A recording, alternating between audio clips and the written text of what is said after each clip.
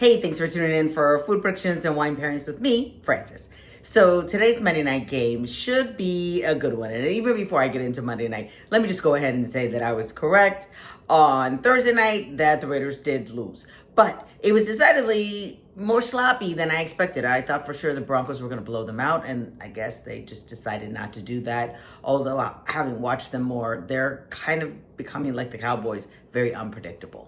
So tonight we're going to be seeing the Philadelphia Eagles, that's defending world Super Bowl champion Philadelphia Eagles, in Green Bay against the Green Bay Packers. Now, the Packers are a 1.5 point favorite, but I'm going for the Eagles, even though there are plenty of good reasons why people feel like the Packers could do it. One of the things is, the Packers are coming off of 2 losses, and so they're definitely going to be extra motivated to win on Monday night. Teams get a little more hyped up when they're on the national game and nobody else is playing. But the Eagles are coming off of a bye. Now, in terms of numbers, the Packers quarterback, Jordan Love, has 2,074 yards thrown compared to Jalen Hurts, who's only at 1,788. And they've just been scoring a lot. Like, the Packers have been scoring a lot, and aside from these 2 losses, they have been winning a lot. That being said, the Packers are 5-2-1, all right? They have a tie, and then the Eagles are 6-2. So essentially their records are about the same. But the Packers just lost their number 1 receiver, Tucker Kraft. He's going to be out for the rest of the year, and that's really going to impact them immensely. They're going to have to rely heavily on their run game, which is a great run game with Josh Jacobs. But the Eagles also have a great run game, even though Saquon Barkley has been averaging 4.9 yards per carry this season versus last season when he was averaging closer to 7.2.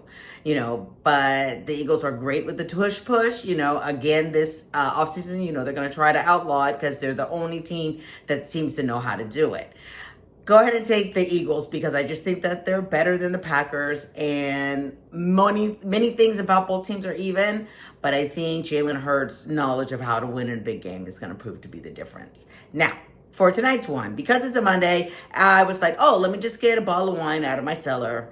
And the first bottle I grabbed was one that I just was like, this is a great wine. It's like a nothing wine, not too fancy, not too lowbrow. But it turns out they're no longer making this wine, so I'm presenting to you a wine that's going to be a little bit tricky to get. The wine that we're having tonight is Vino Godfather Prohibition White 2013. Now, I used to be a member of the wine club here, and so I'm sure this bottle came in my wine club membership, and I had completely forgotten about it, so I thought, why not? It wasn't that fancy or that bad. So it seemed like a good choice. So when I opened it, one of the things I noticed immediately is this color. Look at this golden straw color. And that has to do with the fact that this Prohibition White is a blend. It is 94% Chardonnay and 4% Viognier, right? So many people know Chardonnay from its oak and getting a color like this. So we have the combination of a lot of Chardonnay plus this wine being, if I could do math, almost 12 years old, we're going to start seeing that darker color here. All right. On the edges, if you looked on the side, you'll see that it is still very clear. So it has a little bit to go before it turns a little bit green. But it probably won't because Chardonnay generally does not turn green like that. It just gets golder. Now, on the nose, I'm getting, the first thing that I smelled when I first opened it was olives. And I thought, oh my God, what's going on? So then I went back in and I was getting white flower and apple and a little bit of jasmine. And on the tongue, it's golden apple, lemon zest, pineapple, short finish, It's an easy drinker. And that's why I thought it would be a good choice for today. I'm not exactly sure how you could get it, and I think I probably paid about $35 for it. So I'm going to be enjoying it tonight with crab fried rice. I happen to have some crab and I love fried rice and it's fairly easy to make. So I'm going to be doing both of those things. One of the things I want to mention also is you may see that there's a little bit of condensation and dots on the glass in here.